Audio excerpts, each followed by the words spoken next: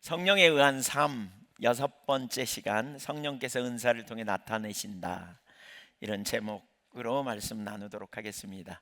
이 시대는 성령의 시대다 그랬죠. 이 시대를 성령의 시대라 그랬어요. 성령의 시대라는 말은 뭘 의미합니까? 우리가 성령에 의한 삶을 살아야 한다는 걸 의미합니다. 그래서 예수님이 부활 승천하신 후에 성령으로 우리 가운데 오셨습니다. 고아처럼 버려두지 않기 위해 내가 너에게 오리라 하셨고, 그래서 성삼위 하나님이 성령으로 우리 안에 내주하십니다. 그래서 우리는 내주하신 성령님을 이제 의지하고 성령님의 인도하심을 따르고 힘입어서 살아가는 삶이 첫 번째 우리가 해야 될 삶이라 그랬고요. 두 번째, 성령님은 우리 안에서 또한 하나님이 일하시는 일의 동역자로 쓰임 받도록 우리를 이끄십니다. 마치 그 한 영혼을 구원하기 위해서 전도하는 사람을 통해 구원하듯이, 하나님이 한 사람을 구원하기 위해서 하나님의 사람을 성령으로 감동하시고 이끄시고 또 마음을 주셔서 누군가에게 전도하게 하시는 것, 그것이 바로 성령의 역사라고 했습니다. 세 번째로는 성령의 나타나심으로 우리가 사역을 감당해야 합니다.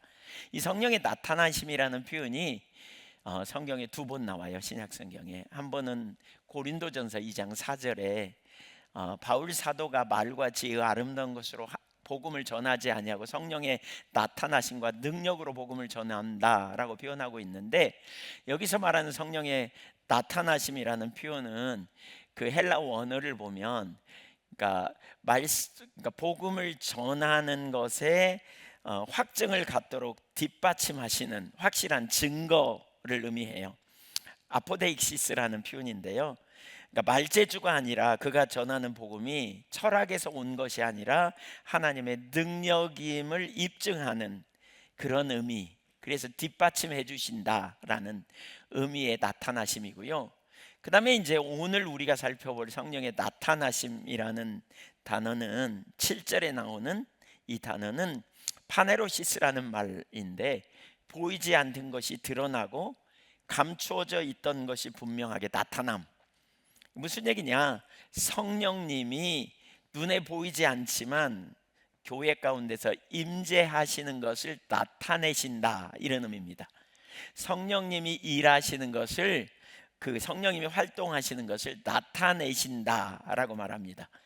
그러니까 성령님이 사람들에게 지혜를 주시고, 성령님이 사람들에게 믿음을 주시고, 성령님이 병든 자를 치유하시고, 또 거짓과 참을 분별하게 하시고 섬기는 열정과 섬김의 능력을 부어주시는 것, 보이지 않는 성령께서 우리 한 사람 한 사람을 통해 일하심, 이것을 성령의 나타나심이라는 말로 표현하고 있습니다.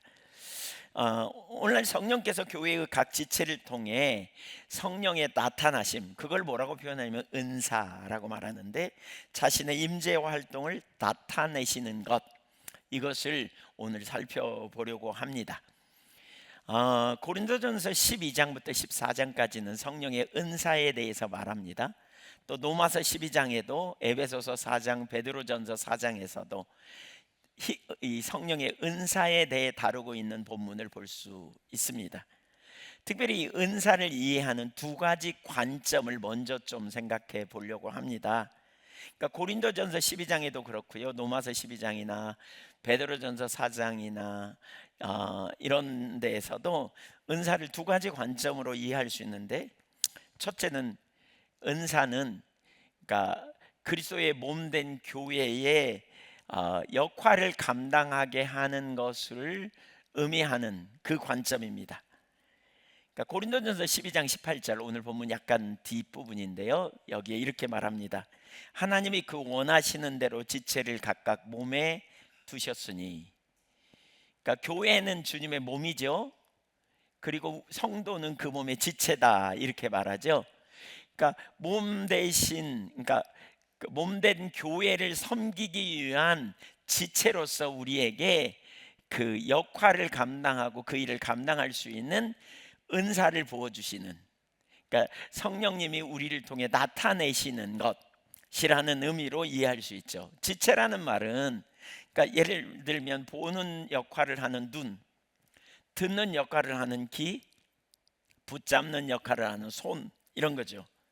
그러니까 모든 지체의 모양과 기능은 다르지만 불필요한 지체가 없는 것처럼 주님이 우리 한 사람 한 사람을 통해서 그 주님의 몸을 세우는 일을 하는 거죠.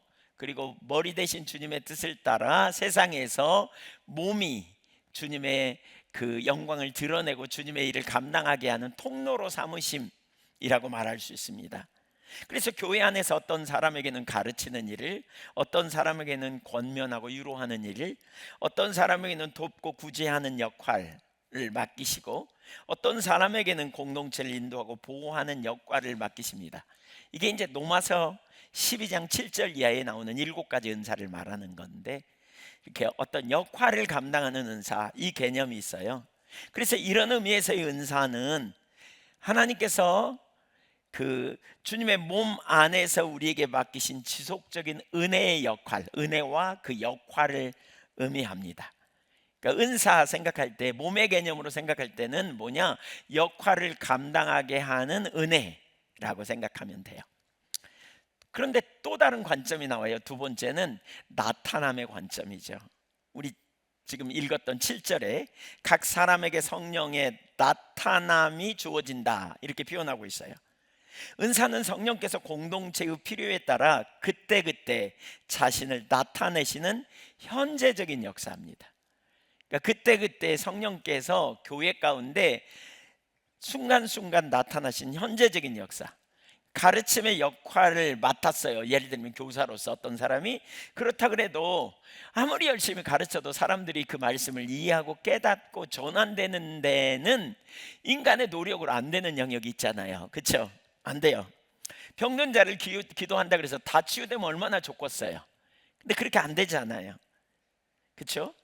그러니까 실제적인 역사가 나타나는 것은, 그러니까 우리가 어떤 역할을 감당하고 그 일을 감당하지만 그 열매를 거두는 일은 그때 성령께서 우리에게 나타나심을 통해 역사되어질 때 그 결과가 이루어지는 거예요.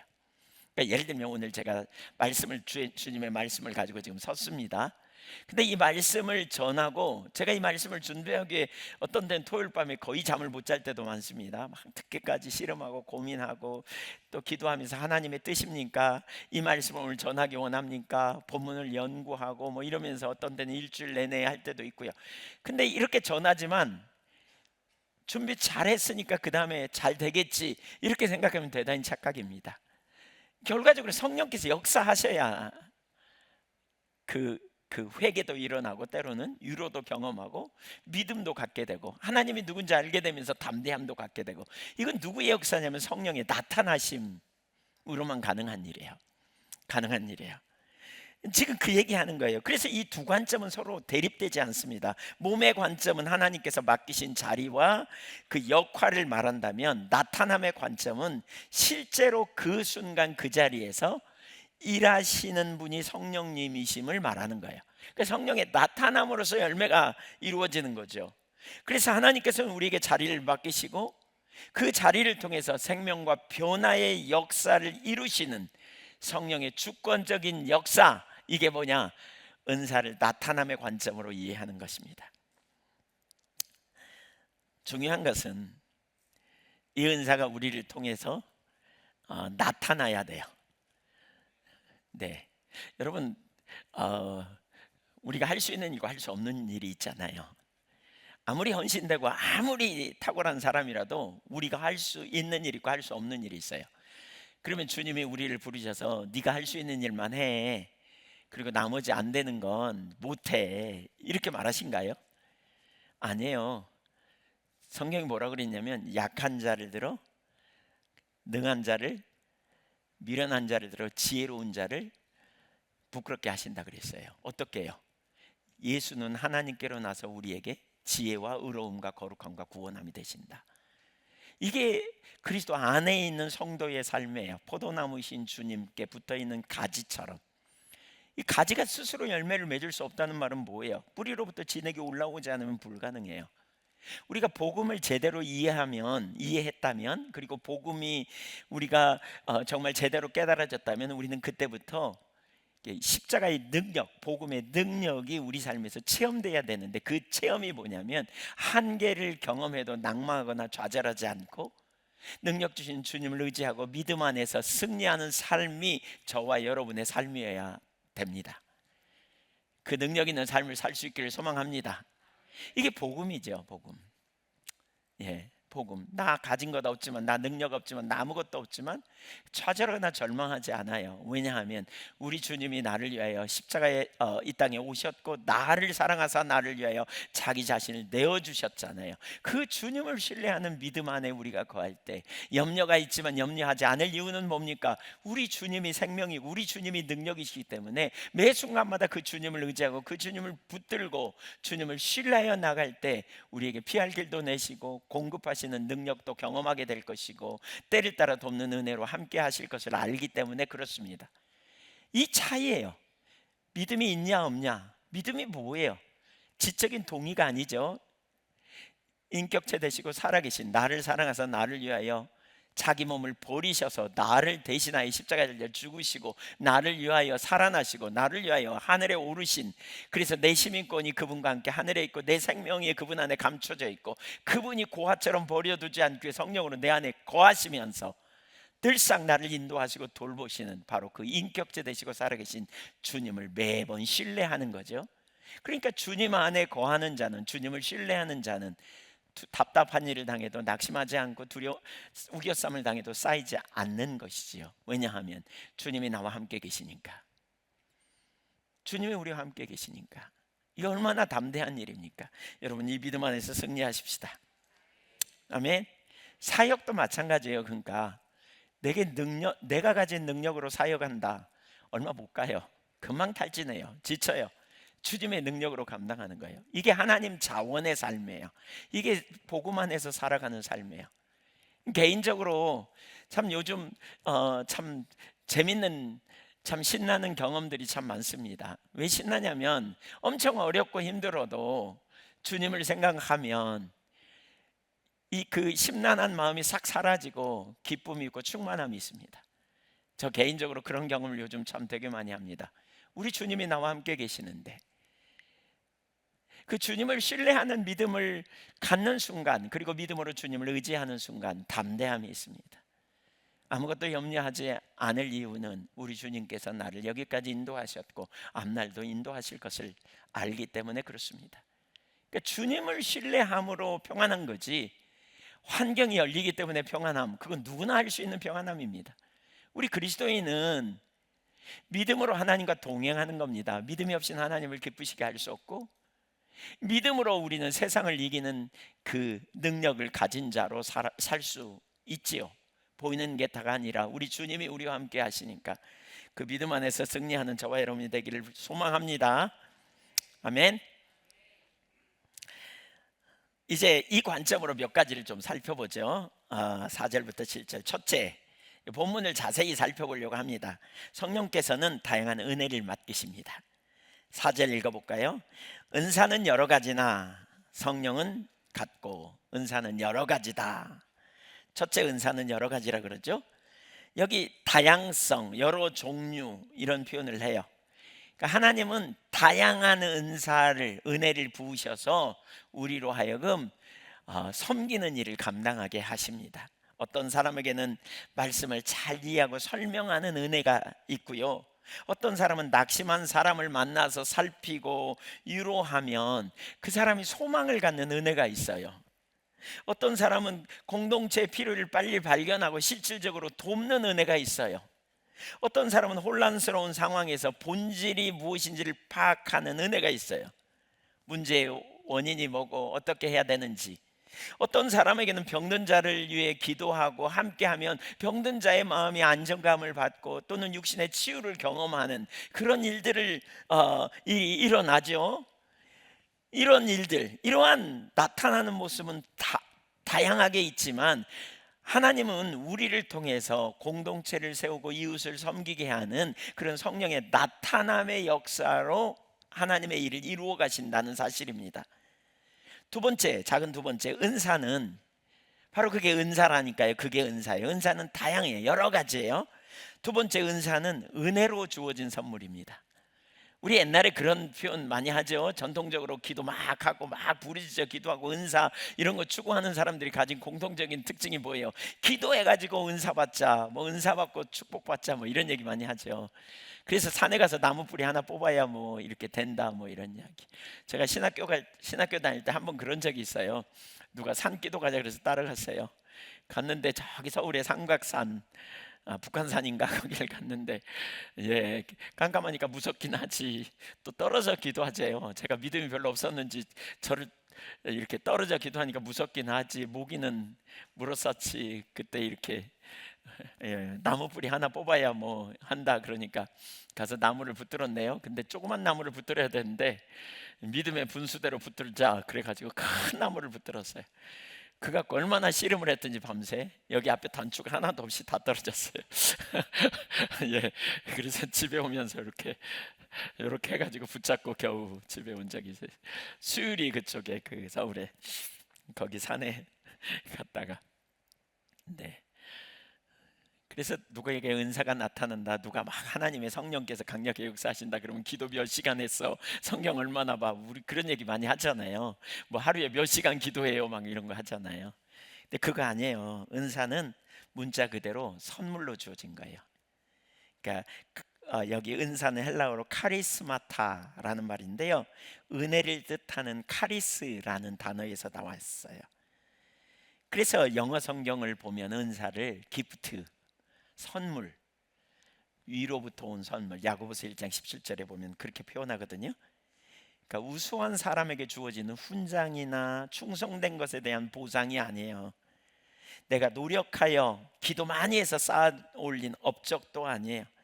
하나님께서 당신의 몸을 섬기도록 은혜로 우리에게 맡겨주시는 거예요. 그래서 은사를 받은 사람의 첫 번째 반응은 자랑이 아니라 감사예요. 따라서 보세요. 은사는 선물이다.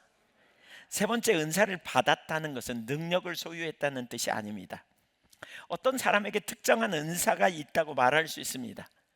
한 사람이 말씀을 가르칠 때 반복적으로 사람들이 진리를 깨닫고 세움을 받는다면 그에게 가르침의 은사가 있구나라고 말할 수 있어요. 낙심한 사람을 만나 얘기하면 적절한 말씀으로 격려를 주고 이렇게 그 사람이 회복된다면 이 사람은 권면의 은사가 있구나라고 말할 수 있어요. 그러니까 권면의 은사가 자주 나타나는 거죠. 성령님이 어떤 사람은 어려운 상황 속에서 반복적으로 그 본질이 뭔지, 문제의 원인이 뭔지 분별하고 하나님의 길을 제시한다면 지혜의 은사가 있구나, 이렇게 지혜의 은사가 저 사람에게는 있구나, 이렇게 인정할 수 있죠. 어떤 사람 병든 자를 가서 섬기고 또 가난한 자를, 소외된 자를 돕고 나누면 이 사람에게는 구제의 은사 또는 긍휼의 은사가 있고 또는 병고침의 은사가 있구나, 이렇게 우리가 말할 수 있어요. 그러나 이것은 그 사람이 하나님의 능력을 자기 소유로 가지고 있다는 게 아니에요. 성령께서 그 사람을 특정한 방식으로 특정한 시간에 지속적이고 반복적으로 사용하시는 거예요. 그래서 공동체가 그 열매를 확인하는 거죠. 제가 지난 주간에도 우리 지체 중에 상당히 여러분에게 하나님이 그런 은사를 나타내시는구나, 이걸 보았어요. 제가 우리 한 가정에 병상 세례를 했는데 베풀었는데 지난 주간에. 근데 그분 처음 만났을 때는 진짜 이분이 구원의 확신을 가질 수 있을까 이런 생각을 막 했었거든요. 근데 불과 얼마 지나서 만나서 보면서 제가 너무 깜짝 놀랐어요. 너무 놀라운 구원의 확신을 가지고 있고 담대함을 가지고 이렇게 마음이 너무 자유해졌더라고요. 하나님 나라에 대한. 그분 연세가 93세가 지금 그러신데요, 90세가 넘어서 이걸 깨달은 거예요. 여러분, 이거 보통 일이 아닙니다. 이거 사람이 할 수 있는 일이 아닙니다. 제가 보니까 그 아내 되시는 우리 정연순 권사님 섬기시는 모습에서 성령님이 이분을 통해 나타나셨구나, 이게 보였어요. 또 우리 박행일 권사님 지속적으로 나가면서, 박행일 권사님은 그런 마음이 있으시거든요. 죽음을 준비시키는. 지속적으로 그 일을 섬기면서 그냥 이렇게 섬기고 또 계속 기도해 드리고 중보기도 하고 가서 나누고 이런 과정을 보면서 이분은 확실하게 성령님께서 이분을 통해 은사가 나타나시는구나. 또 얘기 듣자 하니 우리 실버스쿨 시니어스쿨 너무 좋다면서요. 시니어스쿨에 그냥 너무 좋고 방학이 너무 길어질까봐 뭐 염려한다고 그러면서 시니어스쿨이 너무 좋다고. 제가 보니까 시니어스쿨 섬기시고 또 시니어스쿨 안에서 함께 하시는 분들에게도 성령의 나타남이 있구나. 이거 은사가 함께 하는구나. 이게 보여요. 여러 영역에서. 또 그 외에도 뭐 우리 다양한 지금 뭐 말할 수 없는 여러 부분에서 그 열매가 확인되어지는 것 같아요. 제가 박행일 권사님 같은 경우에도 전도사처럼 사역하는 이런 일들, 이런 부분을 보면서 너무나 놀랍다. 그러나 그 권사님이 개인적으로 은사를 이렇게 매 순간마다 필요한 순간에 아무데나 끊어서 쓸 수 있다, 이건 아니에요. 성령님이 빈번하게 그분을 사용하시고 또 우리 여러분들을 사용하시는 거죠. 그래서 성령의 청지기로 또 통로로 쓰임 받는 거죠. 네 번째, 은사의 다양성은 경쟁이 아니라 몸을 세웁니다. 고린도 교회 문제는 은사가 부족함이 없었거든요. 고린도전서 1장 7절에 보면 모든 은사에 부족함이 없었다, 이렇게 표현해요. 모든 은사에 부족함이 없어. 그럼에도 불구하고 교회에 시기와 다툼이 있었어요. 분열이 있었어요. 왜냐하면 그들은 자신의 은사를 자랑했고 다른 사람의 은사를 낮게 평가하고 어떤 은사는 더 신령하다, 뭐 이렇게 더 영적인 것이다, 이렇게 말하는. 근데 그런 고린도 교회를 향해 바울 사도가 편지를 쓰면서 이렇게 말하는 거예요. 은사는 여러 가지나 성령은 같다. 이게 무슨 얘기예요? 다양한 은사가 성령님께 나온 거야. 그러니까 무슨 은사가 크고 무슨 은사가 더 놀랍고 이거 하면 안 돼. 그러면서 뭐죠? 성령께서 주신 거니까 어떤 은사는 더 귀하고 어떤 은사는 덜 귀하다고 말하면 안 돼. 중요한 것은 은사가 얼마나 놀라운가가 아니라 성령께서 어떻게 사람을 살리고 교회를 세우시는가가 중요하다는 거죠. 그래서 우리는 어떤 은사는 더 소중하고 어떤 은사는 안 나타나면 좋겠다, 이렇게 생각하면 안 돼요. 덜 소중하다, 이렇게 하면 안 돼요. 우리가 성령님께 쓰임 받는다는 의미에서 모든 은사는 너무나 소중하고 귀하다, 이렇게 여겨져야 합니다. 크게 두 번째, 맡겨진 역할을 따라 주님을 섬기는 것입니다. 은사를 통해 우리가 어떤 사역을 감당하는 데 있어서 먼저 중요한 게 뭐냐면 역할을 맡아야 돼요. 역할. 12장 5절 같이 읽어봅니다. 시작. 직분은 여러 가지나 주는 같으며. 우선 첫째로 여기 직분이라는 단어는 조금 과장된 번역이라고 말할 수 있을 것 같습니다. 왜냐하면 이 헬라어 디아코니온이라는 단어인데요, 이 단어는 기본적으로 뭐냐면 섬김, 봉사, 사역을 의미합니다. 그래서 실제로 다른 많은 번역본들은 이 부분을 뭘로 번역하냐면 섬김으로 번역합니다. 사역으로 번역해요. 그러니까 이렇게 말할 수 있죠. 뭐냐면 섬김은 여러 가지나 주는 같으며.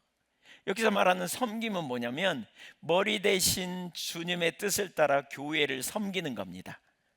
그러니까 세상에서 더 넓은 의미로 말하면 머리 대신 주님이 우리를 세상에 보내셔서 우리가 있는 삶의 현장에서 누군가를 섬기는 거죠. 전에 우리 이런 거 나눴잖아요. 하나님은 우리를 동역자로 삼으셔서 온 땅에서 하나님과 함께 일하는 사람, 가장 쉬운 예로 농사 짓는 사람. 우리가 밥을 먹을 때 주님 양식 주셔서 감사합니다 기도하는데 밥은 누가 주신 거예요?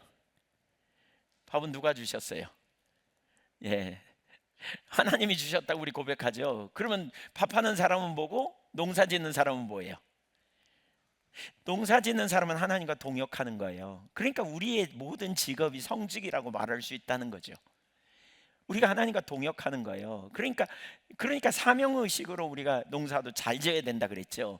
만약에 밥벌이로, 돈벌이로, 먹거리를 위해 농사 지으면 적당히 농약 많이 붓고 자기 먹을 건 농약 안 치고 먹을 거예요. 그러나 사명의식으로 하나님께서 하나님의 사람들을 먹이시는 그러한 일에 나를 부르셨다 그러면 사명의식으로 농사지으면 다르게 할 거거든요.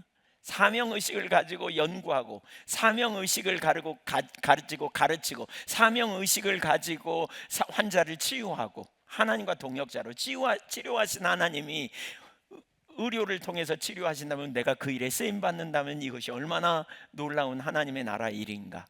이게 선교적 삶이라 그랬어요. 우리가 이 의식을 가지고 모든 직장에서, 삶의 현장에서 우리가 하나님 나라의 동역자로 하는 거예요. 하되 어떻게요? 하나님의 그 마음을 가지고 섬김의 자세를 가지고 이 일을 감당하는 거예요.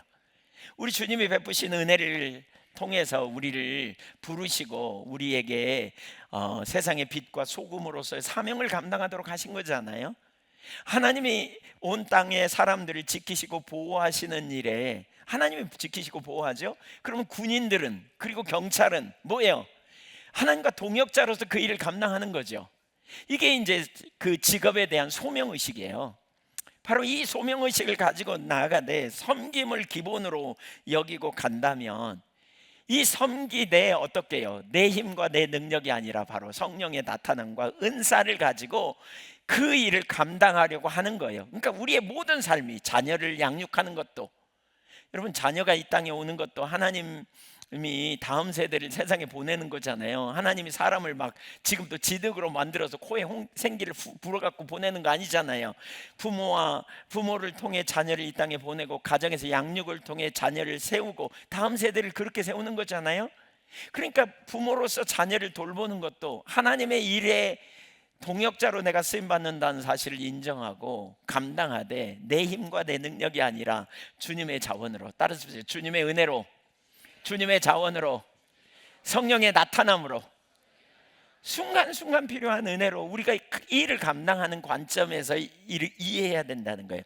그런 의미에서 다양한 섬김이 있다는 거죠. 우리가 이 땅에서 작게는 교회 안에서의 역할을 감당하는 거, 또 여러분의 삶 현장에서 자녀들을 돌보는 거, 부모님을 섬기는 거, 또 이웃과의 관계에서 또는 직장에서 여러분이 맡은 그 모든 일을 섬김의 개념으로 이해하고 접근한다면, 4절부터 다시 보면 4절의 은사가 성령께서 주시는 은혜를 강조하는 것이고요, 5절의 섬김은 그 은혜를 가지고 실제로 감당하는 역할을, 그 은혜를 가지고 섬기는 감당하는 역할을 강조한다면, 그러니까 그 한마디로 말하면 은사는 그 자체가 목적이 아니라 섬김을 위해 주어진다. 따라서 보세요. 은사의 목적은 섬김이다.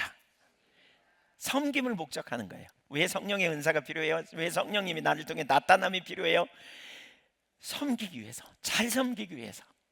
내 힘과 내 능력은 앞에서도 나눴지만, 여러분 이게 있어요. 우리가 할 수 있는 일과 할 수 없는 일이 있어요. 우리가 할 수 있는 일을 최선을 다해 하지만 할 수 없는 일을 우리는 어떻게 해요? 주님께 맡기는 거죠. 주님이 오셔야 돼요. 주님이 역사하셔야 돼요. 제가 설교자로서 처음에 설교자로 시작할 때 설교 준비 잘하면 사람들이 은혜 받고 변화될 줄 알았습니다. 안 되더라고요. 무력해지더라고요. 그러니까 나는 능력이 없는 것 같다, 이렇게 갔어요. 자기 능력을 보는 사람은 둘 중에 하나예요. 잘하면 은혜라고, 내가 잘하면 자부심 갖고 우월의식 갖고, 못하면 실패감과 죄책감에 눌려요. 근데 복음을 깨닫고 났더니 이게 아니더라고요. 도토리 키재기지만 우리가 남보다 조금 잘하고 조금 못하지, 그 사람도 다 마찬가지로 할 수 있는 영역이 있고 할 수 없는 영역이 있어요. 할 수 있는 일은 최선을 다해 하되, 할 수 없는 일을 우리 그리스도인은 어떻게 해요? 자꾸 주님께 맡기는 거예요. 주님을 힘입어 살아가는 거예요. 예수님이 왜 오셨어요? 우리 힘으로 안 되니까 오셨잖아요. 우리 힘으로 구원받을 수 없으니까. 그래서 우리 대신 십자가 달려 죽으셨고, 우리는 이제 그걸 인정하고 예수님을 믿음으로 영원한 생명을 얻었다면, 예수 믿은 이후에도 바로 나를 사랑하사 나를 위하여 자기 자신을 버리신 그 하나님의 아들을 믿는 믿음 안에서 사는 그 아들 대신 주님이 나의 지혜와 의로움과 거룩함과 구원함과 나의 방패와 상급과 변호사가 되시는 주님이심을 믿는 거죠. 피할 길 내시고 필요를 채워주시는 주님, 그 주님을 힘입어 살아가자고요. 섬기는 것도 마찬가지예요. 두 번째, 우리는 몸의 지체로서 순종해야 합니다. 많은 사람이 이렇게 생각하죠. 내 은사가 무엇인지 먼저 정확히 알아야 섬길 수 있다, 뭐 이런 얘기예요. 우리는 먼저 그리스도의 몸의 지체로서 우리 앞에 주어진 역할에 순종해야 합니다. 성령의 은사가 나타남을 경험하려면 역할을 순종해야 돼요. 그러니까 그 기회가 다양하다면, 기회가 역할을 감당하는데 기회가 다양하다면 우선 타고난 재능, 살아가면서 습득된 기술, 그리고 하나님이 주시는 부담감을 따라 역할을 정하는 거예요. 말씀을 여러분 가르칠 기회가 있다면 준비하여 가르쳐야 합니다. 낙심한 사람이 곁에 있잖아요. 찾아가서 위로해 줘야 합니다. 병든 사람이 있다면 긍휼히 여기며 기도해야 합니다. 어려움에 처한 사람이 있다면 실제적인 필요를 채워주는 일을 해야 합니다. 공동체의 책임을 맡았다면 충성스럽게 감당해야 합니다. 먼저 몸의 지체로서 순종하여 섬기고, 그 섬김의 자리에서 성령께서 나를 어떤 방식으로 사용하시는지를 발견합니다. 내 은사를 몰라 그래서 난 할 수 없어, 이건 올바른 태도가 아니에요. 섬기면, 하나님의 말씀을 따라 섬기고 나가면 주님께서 우리에게 필요한 은혜를 부어주세요. 성령의 나타남을 경험한단 말이에요. 바로 이런 은혜를 저와 여러분이 체험하게 돼야 돼요. 성령의 은사는 섬김의 자리에서 역할을 감당하는 자리에서 나올 수 있는 거예요. 그러니까 은사 주시면 섬길게요, 이거 아닙니다. 이거 아닙니다. 은사의 목적이 섬김이기 때문에, 물론 어떤 때는 하나님이 강력한 능력을 부으시고 은사를 부으시면서 섬기게 하시기도 해요. 그러나 일반적으로는 그렇게 하지 않는다는 걸 기억할 필요가 있어요. 세 번째, 은사는 반드시 섬김으로 흘러가야 합니다. 성령께서 지혜를 주시는 이유는 뭐예요? 지혜 있는 사람이라고 인정받으라고요? 아니에요. 어려운 상황에 있는 사람과 공동체를 바르게 인도하라고.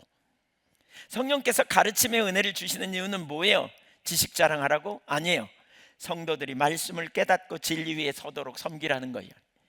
병고침의 은혜를 주시는 이유는 뭐예요? 능력 있는 사람 과시하라고? 아니에요. 고통받는 사람을 긍휼로 돌보라는 겁니다. 성령께서 우리에게 예언을 주시는 이유는 뭘까요? 특별한 계시를 받은 사람으로 높임 받으려는 게 아니에요. 고린도전서 14장 3절 보세요. 성경은 예언의 목적을 이렇게 말합니다. 시작. 그러나 예언하는 자는 사람에게 말하여 덕을 세우며 권면하며 위로하는 것이요. 사람을 세운다는 거예요. 여기 덕을 세운다는 말은 빌드업, 영어로 그렇게 말하거든요. 건축한다는 말이에요. 건물이 우뚝 서듯이 세워가는 거죠. 예, 바른 길로 권면하고 낙심한 사람을 위로하는, 그러니까 이런 일을 하는 거죠. 은사는 성령께서 주시는 은혜고, 섬김은 그 은혜를 가지고 사람을 사랑하는 것입니다. 섬김으로 이어지지 않고 자신에게만 어떤 은사가 머문다면 본래의 목적을 이루지 못해요.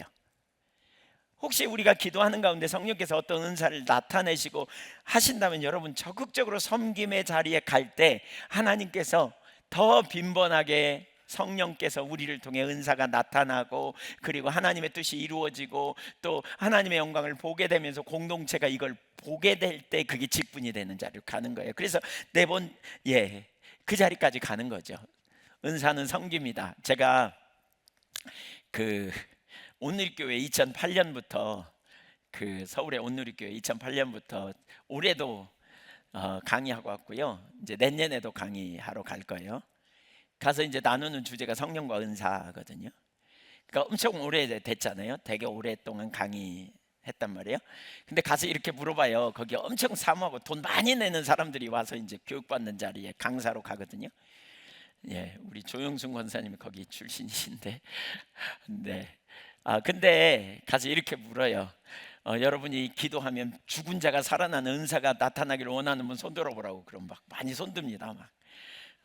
여러분이 기도하면 막 나병 같은 그런 고름이 찌걱찌걱 나고 막 이런 사람들이 치유되는 은사가 나타나기 원하는 분 손 들어보면 손 많이 듭니다. 할렐루야 막 이러면서. 여러분이 기도하면 귀신 들린 자가 자유케 되는 은사가 나타나면 좋겠다, 그런 사람 손 들어보면 막 듭니다. 막 들어 막 이러면서 막 들어요. 그러면 이제 제가 이렇게 말합니다. 그게 뭘 의미하는지 아시냐고. 여러분에게 죽은 자가 막 살아나는 은사가 나타나면 아마 여러분은 평생 죽은 자하고 살아야 될 거요. 왜냐하면 계속 시신이 막 올 거거든요. 기도해 달라고. 여러분이 귀신이 막 들린 사람이 치유되면 여러분 아마 귀신 들린 사람하고 주로 가까이 있어야 될 거요. 왜냐하면 귀신 들린 사람이 치유받기 위해 막 머리 디밀 거 아니에요. 막 올 거 아니에요. 데리고 그럼 막 여기서 소리 지르고 저기서 행설수설하고 그럴 거요. 그리고 난 다음에 물어봐요. 그럼에도 불구하고 은사를 원하는 분 손 들어보세요. 그러면 손이 거의 안 올라갑니다. 은사의 목적이 뭔지 우리가 좀 착각하죠. 착각해요. 은사가 나타나면 좋겠네. 그러면 내 이름도 좀 뭔가 좀 있어 보이고 뭔가 좀 철저하게 섬김이에요. 섬김. 은사는 섬김을 통해 역사해요. 여러분 하나님이 기름 부으시는 이유가 있어요. 기름 부음으로 은혜로 역사하시는 이유가 있어요. 과거에 경기 저기 의성에서 어떤 목사님이 사역을 되게 잘하셨어요. 하나님이 놀라운 은혜로 함께 하셨어요. 거기에 진짜 많은 사람들이 함께 했습니다. 전국에서 모였어요. 여름에는. 그래서 막 비닐하우스 치고 집회하고요. 막 치유도 많이 일어나고 막 굉장했대요. 그러니까 이제 막 그런 일이 일어나니까 서울에 가서 교회 개척하자. 목사님 개척하면 정말 놀라울 것 같다. 그 말을 하니까 이제 막 전국에서 모이니까 그 말을 듣고 서울로 가서 개척을 했어요. 근데 그분이 원래 거기서 사역할 때 무슨 사역을 하냐면요, 고아들을 돌보는 사역을 했어요. 그리고 고아들이 진짜 잘 자랐거든요. 근데 서울에서 그 일을 하지 않잖아요. 이제 완전히 달라졌잖아요. 목동에서 그 일을 했는데, 그러면 그 교회가 잘 세워졌냐? 그 다음에 그 교회가 세워지지 않았어요. 거기에 가까이 우리 예언교회에 또 그분과 연결돼서 오신 분이 서울로 이사 갔거든요. 그래서 그 교회 나갔어요. 얼마 안 있다 그 교회 나오셨더라고요. 그래서 물어봤어요. 왜 그러냐고. 놀랍게도 하나님의 임재가 완전히 사라졌다는 거예요. 전혀 없다는 거예요. 은혜가 전혀 없대요. 뭐가 문제냐고. 제가 금방 알았어요. 여러분, 우리가 주님이 의도하시고 목적하신 자리에 있어야 강력한 역사가 일어나요. 주님 목적을 가지고 은혜를 부으시거든요. 그 일을 이루기 위해서. 그러니까 하나님이 의도하신 역할을 감당할 때 그 일은 사람의 일이 아니라 하나님의 일이기 때문에 그 일을 뒷받침하기 위해 성령께서 뒷받침하시는 거예요. 하나님이 의도하신 자리, 하나님의 뜻을 이루기 위해서. 제가 이런 예들을 정말 많이 봤어요. 정말 많이. 뭐 좀 능력도 나타나고 뭐 좀 역사가 나타난다고 옆으로 가는 순간 금방 하나님의 역사가 사라져요. 뒷받침하지 않으세요.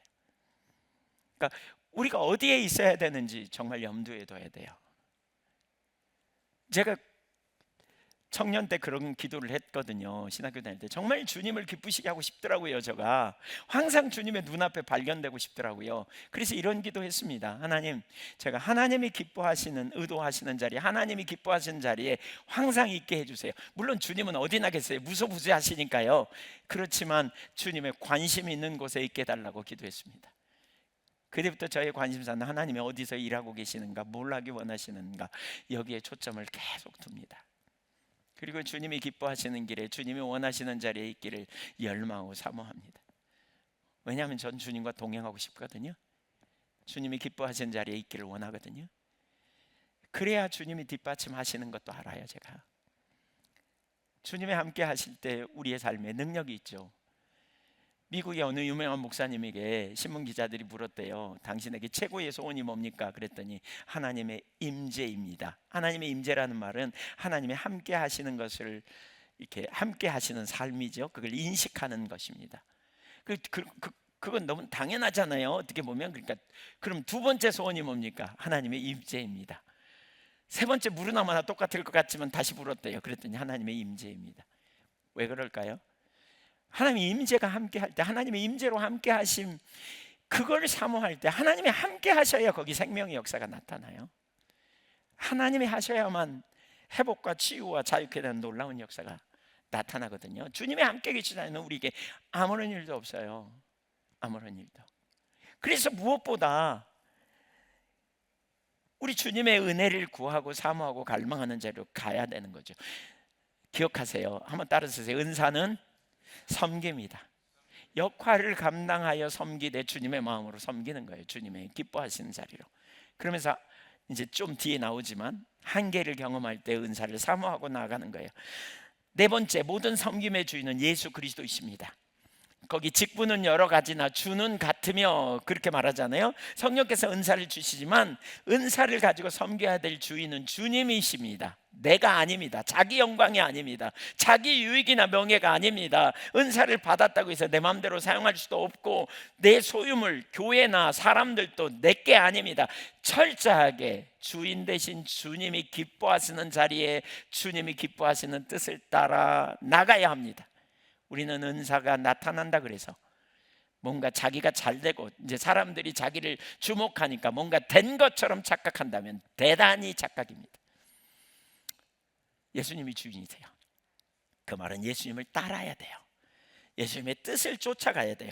그래서 청지기 의식을 가져야 합니다. 베드로전서 4장 10절, 각각 은사를 받은 대로 하나님의 여러 가지 은혜를 맡은 선한 청지기 같이 서로 봉사하라 그랬습니다. 서로 봉사하라. 선한 청지기처럼 주님의 뜻을 따라. 참된 성령의 나타남은 사람이 아니라 예수님을 높이고요, 사람을 지배하는 것이 아니라 사람을 섬기는 것입니다. 어떤 사람은 은사가 나타나면 사람 우습게 여깁니다. 사람 우습게 취급합니다. 은사가 나타나니까 사람들이 귀를 기울이고 뭔가 기도를 받기 원하고 뭔가 좀 있는 것처럼. 그러니까 여러분, 사람이 아닙니다. 하나님이 기름 부음으로 그를 세우신 거기 때문에 사람이 아님을 기억해야 합니다. 세 번째, 크게 섬김의 한계에서 하나님의 역사를 의지해야 합니다. 6절 보겠습니다. 시작. 또 사역은 여러 가지나 모든 것을 모든 사람 가운데서 이루시는 하나님은 같으니. 사역이 다양하다.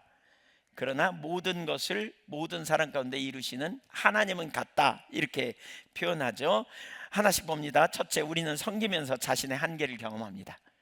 우리가 섬길 때 한계를 경험하죠. 우리 연세 드신 어르신들 정말 수고하셨습니다. 장로님들, 권사님들 진짜 수고하셨습니다. 여러분의 섬김으로 교회가 세워지고요, 여러분의 섬김으로 우리나라 교회가 이렇게 올바로, 그러니까 이렇게 세워지는 데까지 어마어마한 헌신과 희생 참 감사합니다. 근데 있잖아요, 한계를 경험하셨죠? 섬기다가 몸의 지체로서의 역할을 감당하기 시작하면 우리가 한계를 경험해요. 말씀을 설명하지만 영적인 눈을 뜨게 하는 일은 안 돼. 권면은 하지만 낙심한 사람이 돌이키지 않아. 알코올 중독이나 이 중독된 사람에게 가서 나눠보지만 그들의 삶이 전환되는 일은 잘 안 돼. 내 능력으로 고칠 수 없어. 복음을 전하지만 사람을 거듭나게 하는 일은 안 되는 걸 경험하죠. 교회 학교 아이들을 막 섬기고 어떻게 변화시켜 보려고 하지만 잘 안 돼. 가정에서도 자기 자녀들 환경 안 변하네. 한계를 정말 많이 경험하죠. 근데 중요한 게 있어요. 이 한계 경험은 실패를 의미하지 않아요. 오히려 성령을 의존하는 자리로 옮겨가게 하는 중요한 터닝 포인트예요. 이게 복음 아닙니까? 내 힘으로 안 돼서 끝장났다 생각했는데 우리 주 예수님이 오셨고 예수 그리스도 안에서 영원한 생명을 소유하게 됐으니까요. 예수님이 부활승천하셨을 뿐만 아니라 우리를 구원하시고 영원한 생명을 얻게 하셨을 뿐만 아니라 성령으로 우리 안에 오셔서 영원히 우리와 함께 하시잖아요. 이게 놀랍죠. 이게 놀라워요. 우리는 한계를 만날 때 이렇게 결론을 내려서는 안 돼요. 나는 안 되겠구나. 난 이 역할 못해. 에이, 못해. 내가 할 수 없어. 포기해. 이렇게 끝나버리면 안 돼요. 우리가 이 한계를 경험하는 건 은혜입니다. 왜 은혜인 줄 아세요? 우리 안에는요, 우리의 힘과 우리의 능력으로 하려는 본성이 있어요. 그래서 이런 사람은 내가 좀 남보다 낫게 뭔가 이룬 걸 가지고 자부심 갖고요, 못하면 죄책감이나 열등의식에 빠지거든요. 근데 이건 복음의 삶이 아니에요. 이거는 하나님 자원의 삶이 아니에요. 하나님 자원의 삶은 뭐예요? 이걸 경험했으면 그래, 그러니까 나에게는 예수님이 오셨지, 그러니까 성령님이 내게 오셨구나, 그러니까 때를 따라 돕는 은혜가 내게 필요하구나. 우리의 눈의 초점을 자기의 한계에서 띄어 주님께 두는 거예요. 주님께 여러분의 시선을 고정시키십시오. 이 일은 내 힘으로 감당할 수 없습니다. 그러므로 주님, 내게 필요한 은혜와 능력을 주십시오 라고 구하며 나가야 돼요. 두 번째, 사역은 하나님과 삶의 실제적인 작용을 뜻합니다. 여기 사역, 6절에 사역으로 번역된 단어를 보면 실제로 작동하는 힘, 활동과 그 결과라는 의미예요. 결과. 그러니까 사역은 여러 가지인데 이 말은 뭐예요? 다양한 섬김을 통해서 우리가 하는데 그 결과는 결국 하나님이 이루신다, 그 얘기입니다. 4절에 은사는 성령께서 주시는 은혜고, 섬김은 5절에 섬김은 그 은혜를 가지고 그리스도를 향해 감당하는 역할이라면, 6절에 그 섬김을 통해 하나님은 결과를 만들어내신다. 그러니까 결과는 누가 만든다? 우리에게 있지 않다. 주님이 만드신다. 변화는 누가 만든다? 주님이 변화시킨다. 새롭게 하신 은혜는 누가 한다? 주님이 하신다. 제가 목회하면서 이걸 발견한 이후에 자유함이 왔어요. 제 힘으로 안 되지만 그러나 절망은 안 해요. 왜냐하면 대신 겸손히 주님을 구해요. 제가 설교 준비에 최선을 다해야 합니다. 그러나 결국 주님이 뒷받침하셔야 오늘 설교를 통해 여러분 그 에스겔 골짜기에 그 마른 뼈들이 살아나듯이 여러분이 생기를 가지고 돌아갈 거고, 믿음으로 충만할 거고, 여러분이 하나님 은혜로 인하여 감사가 일어날 거고, 또는 불신앙에 있다면 죄를 회개하고 돌이킬 거고, 이런 은혜가 일어날 거거든요. 그런 일이 일어났다면 이길수 목사가 한 게 아니라 하나님이 하신 거예요. 하나님이 이런 일을 이루셔야 돼요. 여러분 자녀들 섬기면서 우리 자녀 좀 어떻게 바꾸면 좋겠는데 기도했지만 안 됩니까? 여러분이 기도 많이 했기 때문에 되는 게 아닙니다. 주님이 해주셔야 합니다. 주님이. 여러분이 기도하면서 주님, 인격제된 주님께 고백해야 돼요. 하나님 이거 내 힘으로 할 수 없어요. 주님이 하셔야 돼요. 근데 주님은 그 문제를 다룰 능력이 있어요, 없어요? 모르세요? 능력이 있어요, 없어요? 주님에게는 아무것도 아니에요. 그 주님을 신뢰하는 거예요. 그럼 주님은 그 마음이 있을까요, 없을까요? 있으세요. 주님의 때에 너희가 악할지라도 자식에게 좋은 걸 줄 줄 알거든 그랬어요. 구하는 자에게 하나님이 성령으로 좋은 것으로 주시지 않겠느냐 그랬어요. 구하라, 찾으라, 두드리라. 때로는 한번 구하는 것으로 끝나지 않아요. 때로는 뭐예요? 찾고 두드리는 자리까지 가야 돼요. 그래서 시간이 필요할 때 있지만, 그러나 주님은 반드시 이루신다. 문제는 뭐냐? 믿음의 확신을 가지라는 거예요.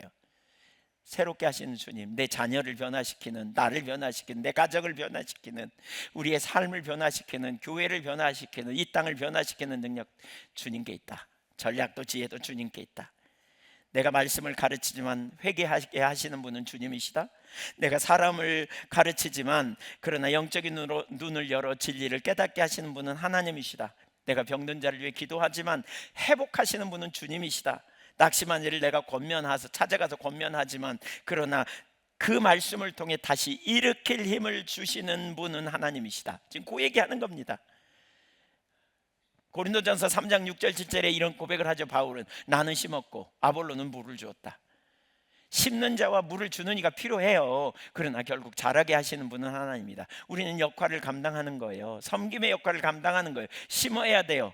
때로는 도와야 돼요. 때로는 시니어 스쿨 같은 거 이렇게 만들어 가지고 같이 모이게 해야 돼요. 거기서 섬김이 필요해요. 그러나 변화시키는 분은 주님이시다. 우리가 예배를 같이 드리고 우리가 어려운 사람을 찾아가서 구제를 하고 돕기도 하고 하지만 그러나 근본적으로 하나님이 역사하셔야 일이 일어난다.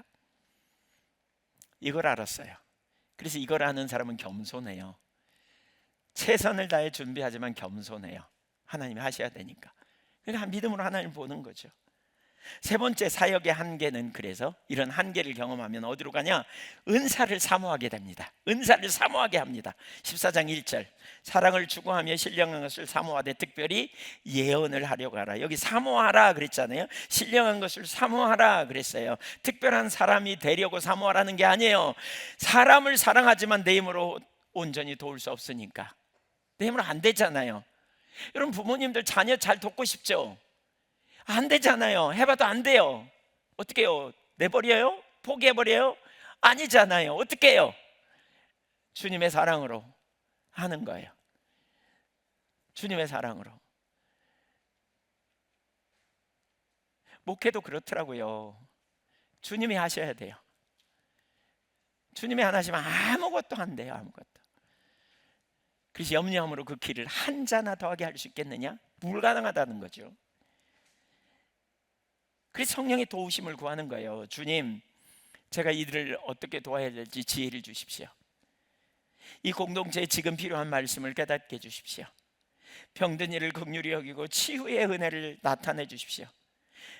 낙심한 사람을 어떻게 위로해야 될지 저에게 말씀을 주십시오. 주님, 제가 이 세대를 위해 섬기는데 내가 하나님과 동역자로서 맡겨진 삶의 현장에서 일하는 현장에서도, 가정에서뿐만이 아니라 삶의 현장에서도 연구하고 또는 치료하고 돌보고 뭐 이런데 주님 은혜를 부어주세요 막 이렇게 기도하는 거예요. 막 기도하는 거예요. 앞에 놓고. 이게 겸손한 사람이야. 네. 가르치기에 앞서서 막 그렇게 하고 막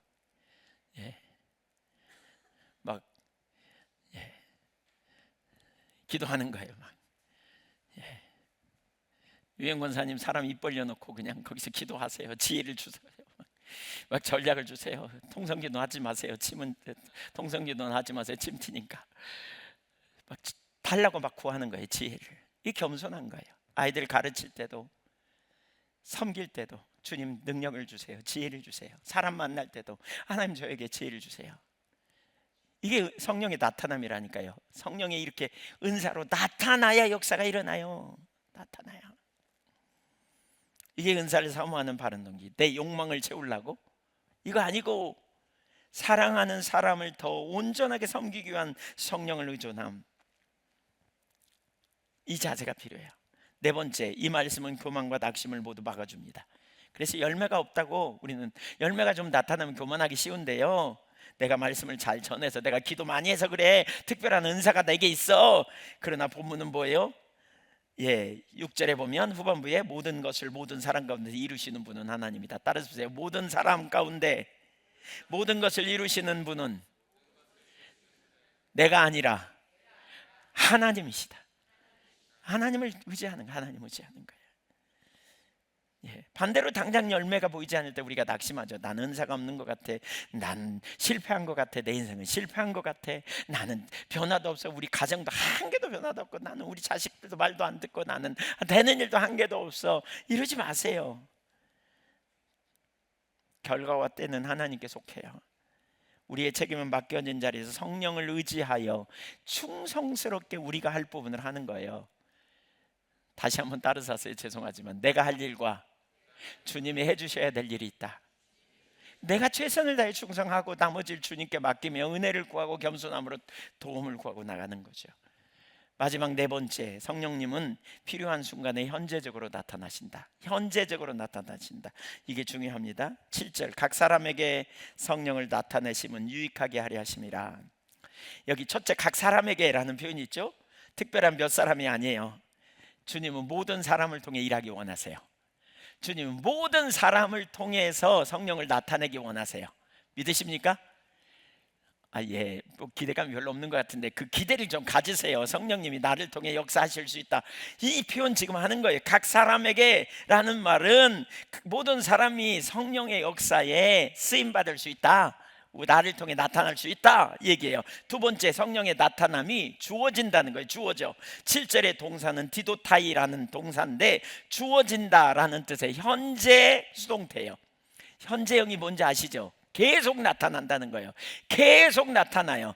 옛날에 예수님 제자들에게도 나타났고, 사도 바울 시대에도 나타났고, 오늘 이 시대에도 계속 성령이 나타난다.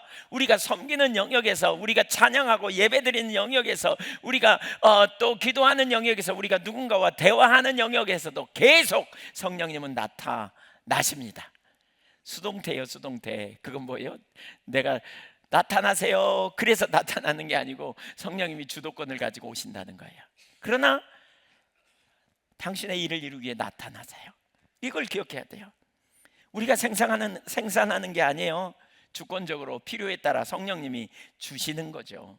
어려운 문제를 놓고 기도할 때 어떻게 해야 될지 지혜를 주시고, 특별한 상황에 담대한 믿음, 병든 사람을 위해 기도할 때 치유의 은사, 섬길 때 넉넉한 마음, 사람과의 관계 어려움이 있을 때 위로하고 평안의 마음을 주셔서 상대방을 섬기게 되는 그 마음, 혼란스러운 상황에서 영을 분별하는 은혜, 이것들은 사람이 미리 자기 어디 여기다 넣어놓은 저장해 놓은 능력을 꺼내서 쓰는 게 아닙니다. 공동체 현재적인 필요 가운데 성령께서 실제로 순간순간 역사하시는 사건입니다. 그러므로 이걸 기대해야 돼요. 현재 아무런 답이 없어 보여도, 능력이 없어도 절망하지 않을 이유가 여기 있다. 우리에게 믿음으로 서야 될 이유가 여기 있다. 우리에게는 주님이 계시다. 믿으십니까? 우리에겐 주님이 계십니다. 여러분, 주님이 우리에 계십니다.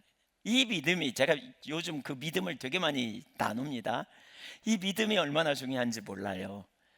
예, 믿음이요. 하나님이 나를 위해 독생자를 아끼지 않으셨고, 독생자가 나를 위해 십자가에 달려 죽으셨고, 부활 승천하셨고, 다시 성령으로 고아처럼 버려두지 않게 성령으로 우리 안에 와 계시고, 세상 끝날까지 함께 하시고, 나에게 길과 진리와 지혜와 의로움과 거룩함과 구원함이 되어주시는 주님이 우리 안에 거하신다. 우리는 이 주님이 계세요. 그러니까 이 주님을 보는 순간 우리가 뭐예요? 보이는 환경에서 절망이지만 그 너머에 주님의 역사를 기대하는 거죠. 민수기 13장에 보면 12명의 정탐꾼이 가나안 땅을 점령하고 돌아와서 10명이 한 보고 속에는 하나님이 없어요. 하나님이 돌아가셨어요. 그들 머릿속에는 그 사상에 하나님이 없다. 악인은 그렇게 말한다 그랬는데 그 일이 일어나요. 그들은 어마어마한 은혜도 경험하고 약속도 받았지만 하나님이 없는 눈으로 환경을 보니까 절망이야. 그러다 여호수아와 갈렙은 달랐거든요. 믿음의 눈으로 하나님 환경을 봤어요. 저들은 우리의 밥이다, 우리가 가자 그러잖아요. 우리 그리스도인은 바로 이 후자의 삶이에요. 하나님을 기대하는 삶.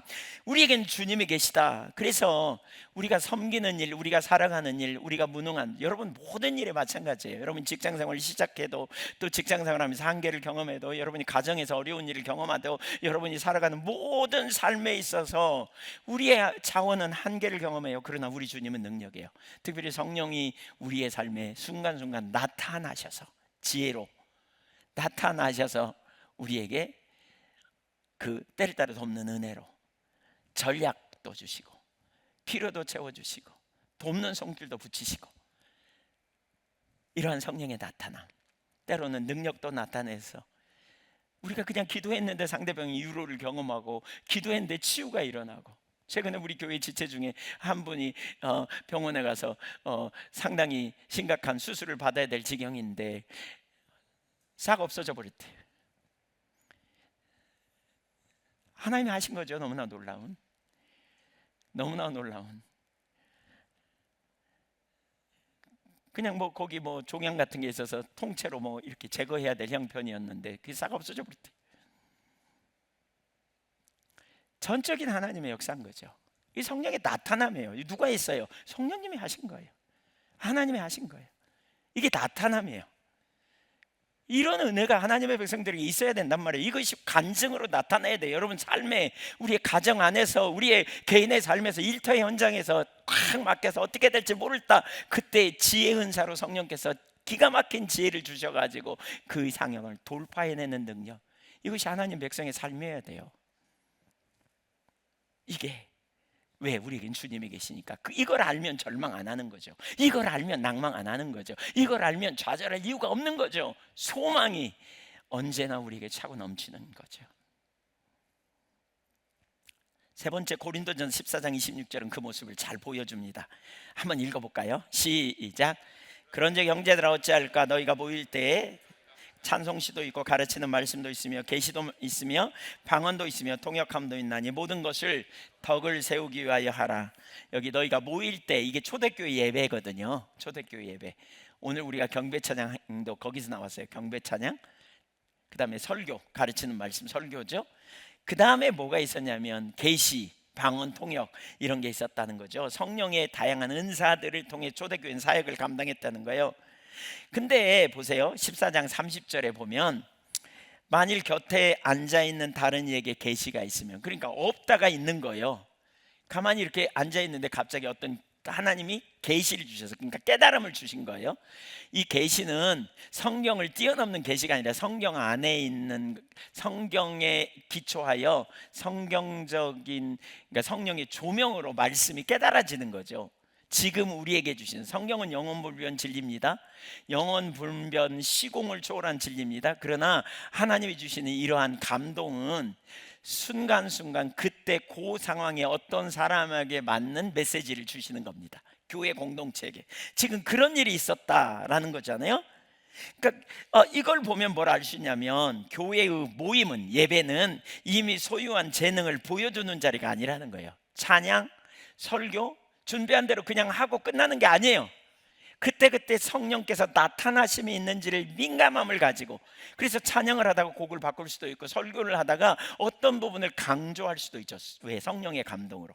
또 기도 사역할 수도 있어요. 다양한 기도, 이거죠. 동시에 성령께서 그 시간 공동체에 주시는 게 무엇인지 귀를 기울이는 이 태도, 이게 중요한 거죠.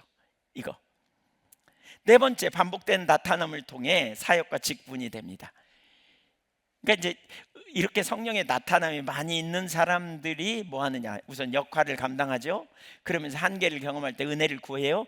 은혜를 구하면 어떤 사람에게 이제 성령이 더 나타나, 기름 부음이 나타나, 더 역사가 자꾸 나타나. 가르치는데 보니까 가르침을 받는 사람이 진리를 깨닫고, 권면하는데 낙심한 사람들이 믿음으로 소망을 갖게 되고, 기도하는데 보니까 치유의 역사나 또는 그 기도가 응답되는 역사가 있거나 뭐 이런 일들이 나타나면 공동체가 그걸 보면서 확인하게 되면서 이게 뭐냐면 직분으로 됩니다. 직분.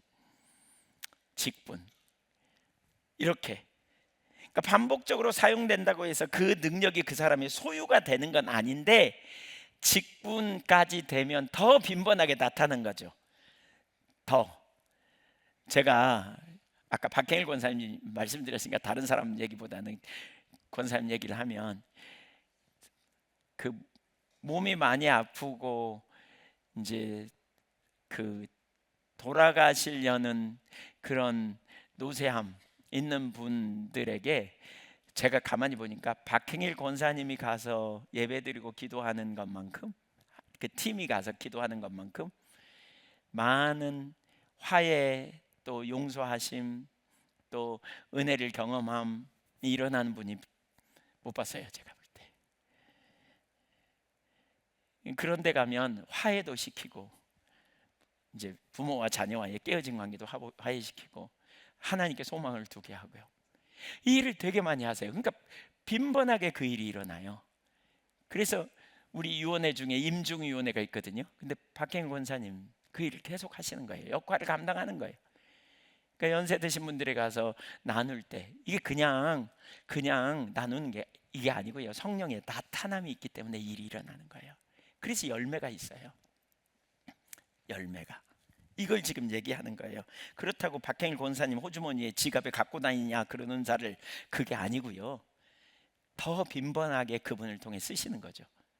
제가 볼 때 어려운 상황을 보면 제일 먼저 그 필요한 자리에 가시는 분들이 있어요. 구제, 뭐 여기 계신 분 중에도 계시는데, 그래서 그분들을 통해 위로를 경험하고 세움받는 일을 정말 많이 경험하는 일이 일어나요. 한번 얘기하면 우리 최영준 장로님 많이 그런 편인데, 은사예요. 은사. 나타나는 걸 볼 수 있어요. 이게 하나님이 행하시는 거죠. 빈번하게. 누가 보든 안 보든 이걸 감당하는 가운데 하나님이 일해 가시는 거죠. 역사가. 그러니까 이런 경우에 공동체가 분별해서 그런 부분에 이렇게 역할을 감당하도록 하는 것, 결국 그 목적이 뭐냐? 공동체의 유익입니다. 고린도전서 12장 7절을 보면 은사의 목적이 결국 유익입니다. 각 사람에게 성령을 나타내시면 유익하게 하려 하심이라 그랬잖아요. 영어 NIV 성경에 보면 common good 그랬어요. 공동의 이익이에요.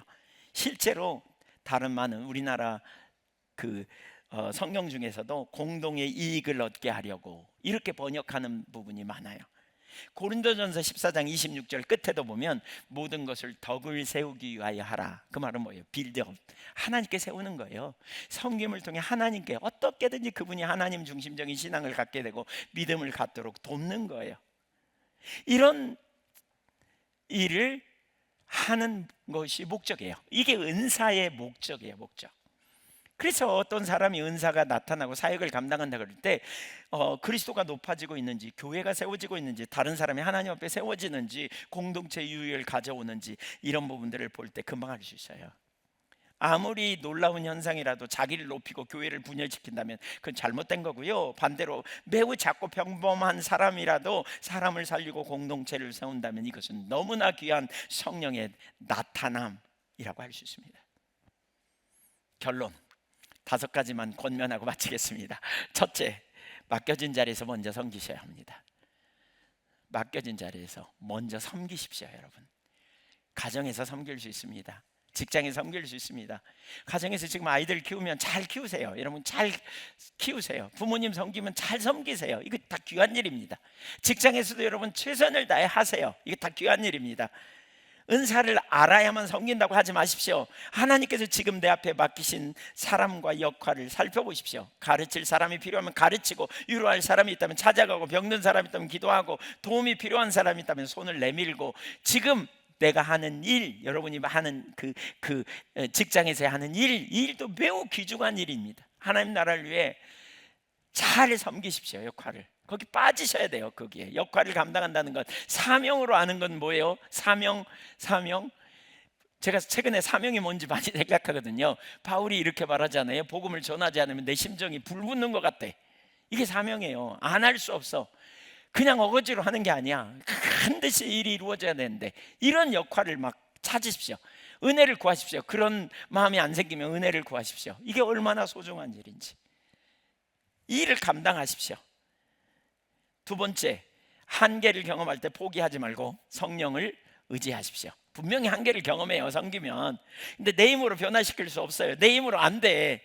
낙심하지 말고 성령을 의지하라는 초청입니다. 성령님, 내 힘으로 할 수 없습니다. 지혜와 믿음과 능력을 나타내 주십시오. 전략을 주십시오. 힘을 주십시오. 저를 도와주십시오 라고 구하십시오. 도와주십시오. 겸손함으로. 한계를 경험하는 건 겸손으로 이끄는 거지 절망으로 이끄는 게 아니에요. 절망으로 가버리면 여러분 잘못된 거예요. 길 잃은 거예요. 한계를 경험한 건 겸손으로 가는 거예요. 내 자신의 한계를 경험하고 눈을 높이도록 주님을 보는 거예요. 이게 올바른 신앙이에요. 이게 올바른 신앙. 그 주님은 능치 못함이 없는, 능력 주시는 자에서 모든 걸 할 수 있는, 그리 가야 돼요. 그래서 세 번째, 사랑으로 은사를 사모하십시오. 사랑으로 은사를 사모하십시오. 특별한 목적, 특별한 사람이 되는 게 목적이 아니고 사람 더 사랑하기 위해서, 주님 사람, 주님의 일을 더 잘 감당하기 위해서, 내가 높아지기 위해서 은사가 아니라 다른 사람이 살아나도록, 다른 사람이 세워지도록, 세상의 빛과 소금의 감당할 역할을 감당하도록 하나님 나라와 영광을 위해서 은사를 사모하며 구하십시오. 네 번째, 성령께서 지금 나타나시도록 자신을 드리십시오. 수동적인 관객이 되지 말고 오늘 주님께서 뭘 하기 원하십니까? 라고 물으십시오. 주님, 제가 말할 때 주님의 지혜로 말하게 해주십시오. 주님, 제가 어떤 일을 준비할 때 주님의 자원으로 제가 섬길 수 있도록 은혜를 부어주세요. 주님의 능력을 주세요. 내게 주신 은혜로 공동체를 어떻게 섬기기 원하는지 저에게 알게 해주세요. 이런 겸손함이 필요합니다. 마지막 5번째, 은사의 열매를 겸손히 분별하십시오. 한번 특별한 일이 일어났다고 된 줄로 여기지 마십시오. 최고 우리의 적은 교만입니다. 내 안에 답이 있는 것처럼, 나는 다 된 것처럼, 최고 교만입니다. 결국 성령의 나타남이 있어야 합니다. 성령님이 우리 써주셔야 합니다. 그래야 열매도 있습니다. 그래야 능력도 있습니다. 우리가 정말 누군가는 우리가 정말 그 헤매고 어려움이 있을 때 누군가가 돕는 일을 한다면 얼마나 놀랍습니까? 사랑하는 여러분, 저는 우리 교회가 이런 공동체가 되기를 꿈꿉니다. 소수의 몇 사람만 일하고 지치는 교회가 아니라 각 사람에게 주신 은혜를 따라 모두가 기쁨으로 참여하는 교회 말입니다. 또 교회의 일은 주님의 일로 여기고 세상에서는 주님과 상관없는 일처럼 여기는 거, 그것이 틀렸다고 봅니다. 여러분이 섬기시는 모든 영역에서도 주님과 하늘나라의 동역자로 여러분 섬기십시오. 가정에서 자녀를 키우면 하나님 나라의 동역자로 자녀들을 잘 섬기십시오. 여러분이 하는 모든 일이 정말 사람을 망하게 하고 무너지게 하는 일이 아니라면 하나님과 동역자로서 하나님과 함께하는 자로서 섬기십시오. 누군가는 따뜻한 밥 한 끼로, 누군가는 눈물의 기도로, 누군가는 지혜로운 가르침으로 서로를 섬기면 그 모든 섬김을 통해 결국 한 분이신 성령님의 살아계심이 드러나는 교회를 소망합니다. 오늘 우리가 불완전한 모습 그대로 주님 앞에 엎드릴 때 성령님은 각 사람의 필요를 채우시고 공동체를 하나로 묶으려는 아름다운 역사를 시작하실 것입니다. 영광스러운 성령의 나타나심을 사모하며 주님 앞에 믿음으로 기도하겠습니다.